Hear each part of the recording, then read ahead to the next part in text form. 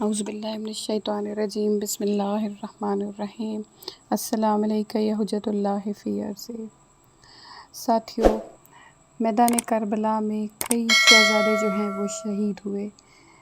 ان میں حضرت قاسم ابن امام حسن علیہ السلام بھی شامل ہیں، جن کی عمر اس وقت صرف 13 سال تھی۔ بڑی مشکل سے آپ کو اذن جنگ ملا۔ اس قدر کمسنی تھی کہ آپ کی سائز کی جو تھی وہ کوئی ذرہ ہی نہ تھی۔ آپ کے سر پر امام حسن علیہ السلام کا مولا امام حسین علیہ السلام نے امامہ باندھا اور بازو پر جناب سیدہ کا رومال اور گود میں اٹھا کر گھوڑے پر سوار کیا۔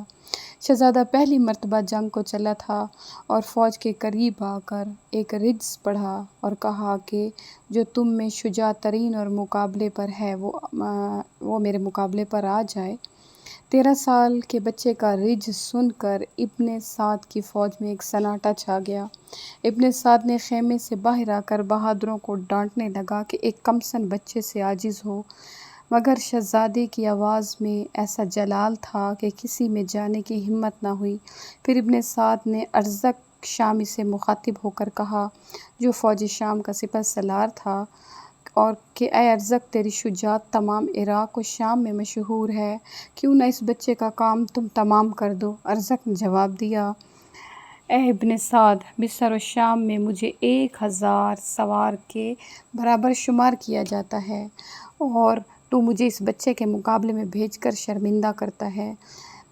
میں اس بچے سے جنگ نہیں کروں گا۔ ابن سعد نے کہا کہ تو نہیں جانتا، یہ عام نہیں ہے، یہ علی ابن ابی طالب علیہ السلام کا پوتا ہے، اور شجاعت انہیں میراث میں ملی ہے۔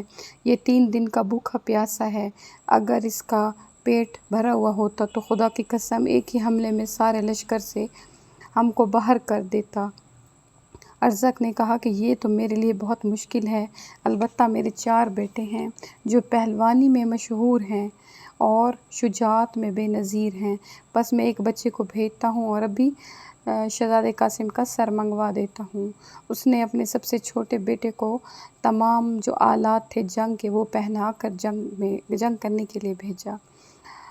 جب ارزق کا پسر آیا تو تھوڑی دیر بعد ہی شہزادے نے اسے واصل جہنم کر دیا۔ اس کے بعد دوسرا بیٹا آیا، اس کو بھی شہزادے قاسم نے واصل جہنم کیا۔ اس کے بعد تیسرا بیٹا آیا، اسے بھی واصل جہنم کیا۔ جب تیسرا بیٹا آیا، اس کے بعد چوتھا بیٹا آیا اور اس نے کہا کہ شہزادے قاسم سے کہا کہ اے بے رحم، تو نے ایسے جوان کو مارا جس کی نظیر شام میں نہ تھی۔ تو شہزادے قاسم نے جواب دیا کہ اے دشمن خدا، تجھے بھی اس کے پاس بھیجتا ہوں۔ اس کے ساتھ ہی نیزے کا ایسا وار کیا کہ یہ ملعون بھی واصل جہنم ہو گیا۔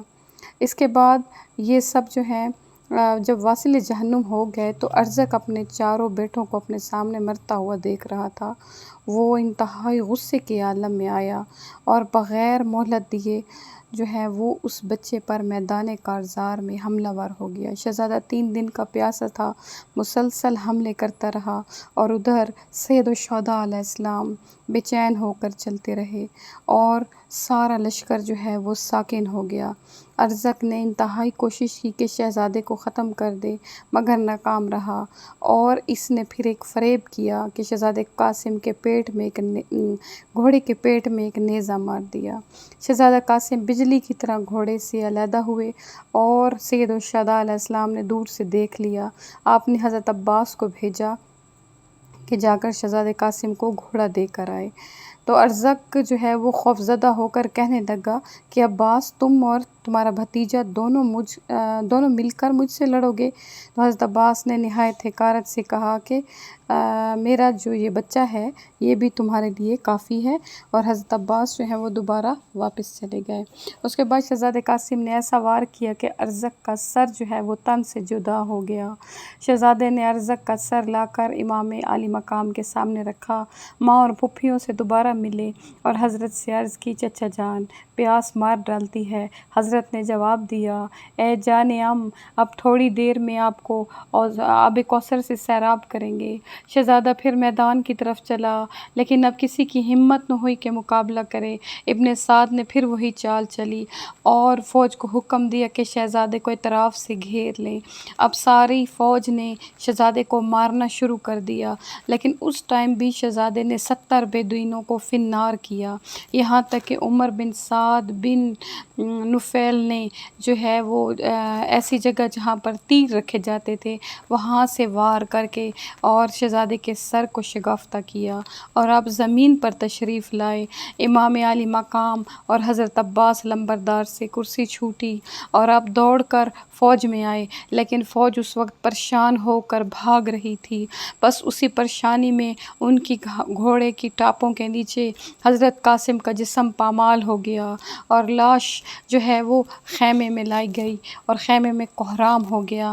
شہزادے قاسم کی عمر اس وقت جیسے کہ آپ کو ویڈیو کے شروع میں بتایا ہے کہ 13 سال کی تھی، اور کوئی زرہ جو تھی وہ آپ کو پوری نہیں آتی تھی، لیکن جب آپ کے لاشے کو لایا گیا تو اس پر اتنے گھوڑے دوڑائے گئے تھے کہ شہزادے کی لاش اس قدر بڑی لمبی ہو گئی تھی کہ وہ مولا حسین علیہ السلام اس کو گھسیٹتے ہوئے لائے تھے، یعنی قد میں آپ مولا حسین سے بھی بڑے ہو گئے تھے، اور آپ کے کچھ اعضاء جو ہیں وہ الگ الگ ہو گئے تھے۔